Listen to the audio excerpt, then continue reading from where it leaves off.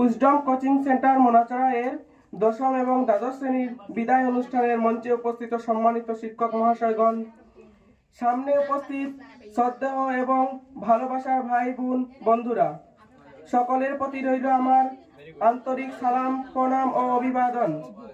বিদায়ের বেদনায় জলে ভেজা চোখ, দৃষ্টিতে তবু তুমি চেয়ে থাকিও পলক।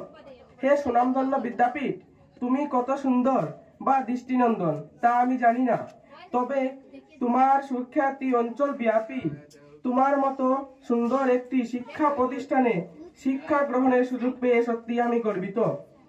তোমার যে মনোরম পরিবেশে অবস্থান, কোমলমুটি পাঠদান, তা আমার অন্তরের মধ্যে স্বর্ণাক্ষরে লেখা থাকবে। সম্মানিত শিক্ষক মণ্ডলী, সম্মানিত শিক্ষক মহাশয়বৃন্দ, জানার ব্যাপারে আপনারা ছিলেন মহিরুম বৃক্ষ, শেখানোর ক্ষেত্রে ছিল আপনাদের অমৈকতার প্রকাশ।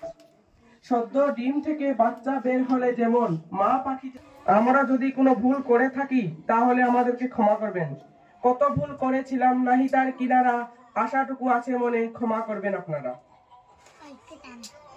এই কথা বলে উইজডম কোচিং সেন্টার মোনাচড়া এর সকল শিক্ষক মহাশয়ের গানে আমার কাছে আমরা দশম শ্রেণীর ছাত্রছাত্রীরা হাত জোর করে ক্ষমা চাইছি।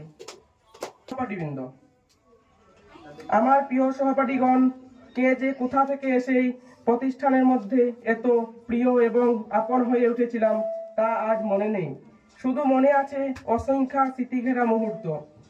জানি না কে কোথায় থেকে এই প্রতিষ্ঠানের আঙ্গিনায় এসে বন্ধুত্ব ও ভ্রাতৃত্বের ভাব গড়ে উঠেছিলাম, কিন্তু এখন এমন একদিন এলো আবার আমাদেরকে আলাদা করে দিতে।